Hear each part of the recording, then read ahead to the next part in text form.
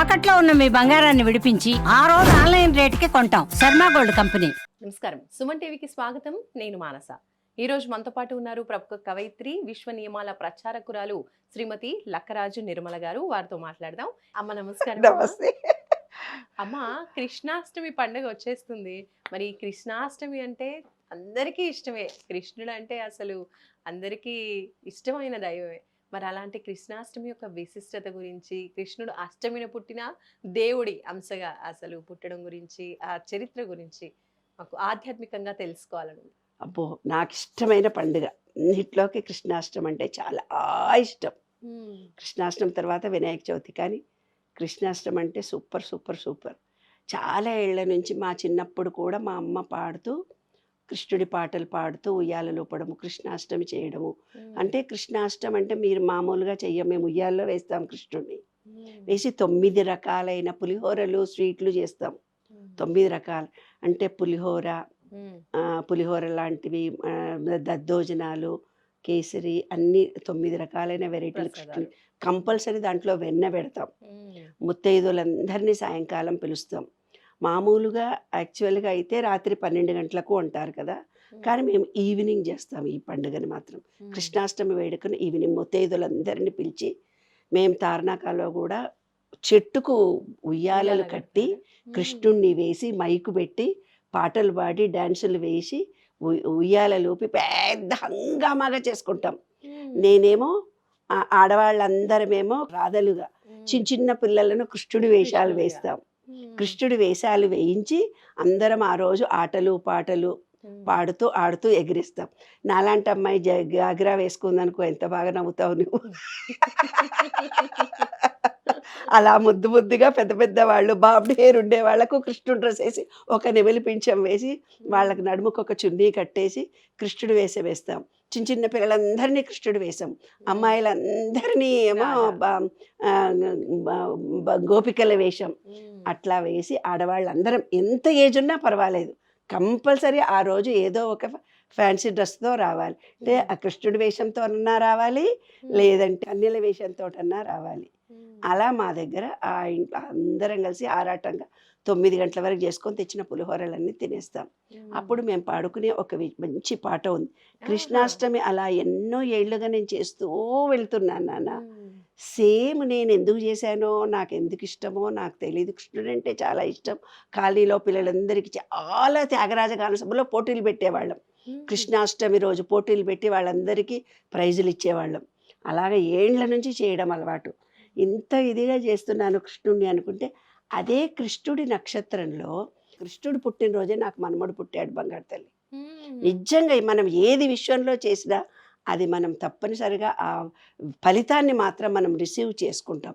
ఆ రోజు మేము పాడే పాట 20 మినిట్స్ 25 మినిట్స్ ఉంటుంది. కొంచెం పాడి నేను వినిపిస్తాను. కస్తూరి రంగరంగా నాయన్న కావేటి రంగరంగా శ్రీరంగ రంగరంగా నిన్ను బాసి ఎట్లునే మరచుచుందు అంటే ఉయ్యాల్లో పిల్లలు వేయగానే ఈ పాట పాడతాము. కంసుణ్ణి సంహరింప సద్గురుడు అవతారమెత్తినప్పుడు దేవకీ గర్భమున కృష్ణావతారమై జన్మించెను. 7 రాత్రుళ్ళు పగలు తానొక్క రాత్రిగా చేసుకొనును. ఆదివారము పూటను శ్రావణ మాసమున జన్మించెను. తలతోను జననమైతే తనకు బహుమోసంబు వచ్చుననుచు ఎదురు కాళ్లను బుట్టెను. 7 దాతులా తాజంపెను. అలాగా ఒక 15-25 మినిట్స్ పాట నాన్న.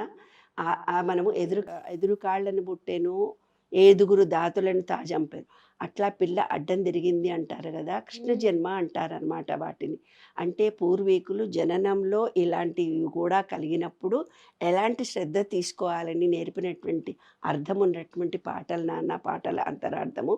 అయితే ఎప్పుడైతే చంటి పిల్లలకు మనము శ్రీరంగ రంగరంగ కావేటి పవళించరా అని పాటలు పాడుతూ పోతుంటాము.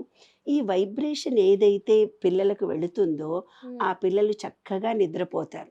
అంటే చిన్నపిల్లల మనస్సు ఇమీడియట్గా డైవర్ట్ అయిపోతుంటుంది కదా, అలా డైవర్ట్ అయిపోయి నిద్రపోకుండా ఉంటారు పిల్లలు.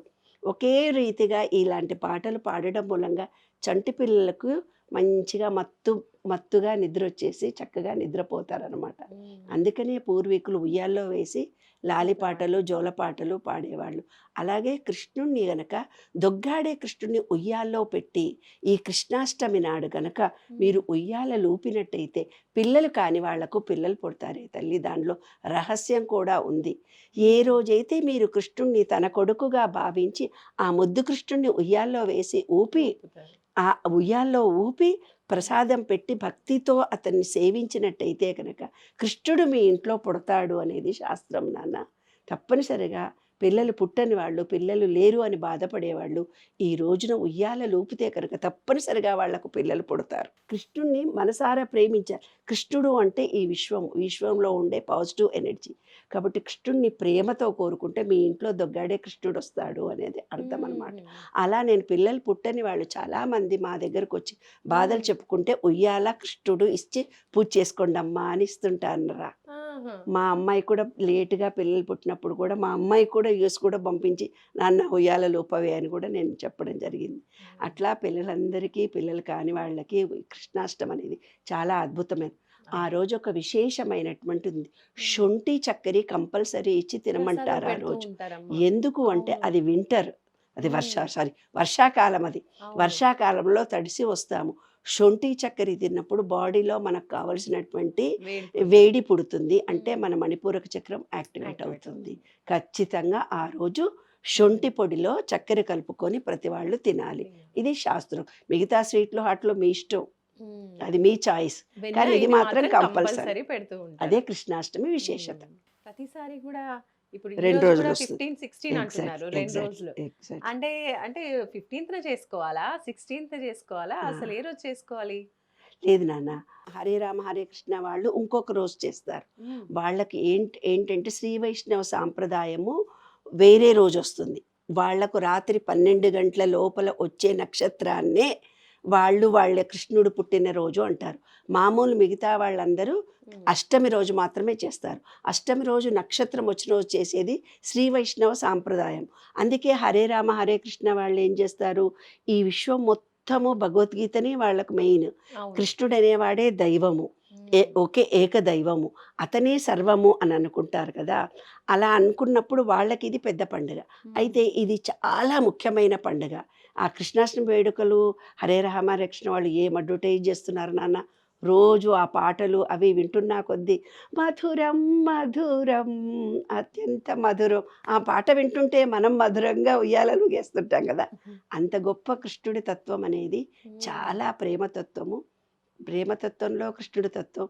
కాబట్టి వైదిక సాంప్రదాయంలో ఒకరోజు చేసుకుంటారు, వైష్ణవ సాంప్రదాయం ఉన్నోళ్ళు ఆ నక్షత్రం వచ్చిన రోజు చేసుకుంటారు. కాబట్టి ప్రతి సంవత్సరం 2 రోజులు వస్తుంది కృష్ణాష్టమి. అదే దాని విశిష్టత. ఎవరి నమ్మకాలు, ఎవరి విశ్వాసాలు వాళ్ళేనన్నా. అంతే. నమస్తే. నమస్తే.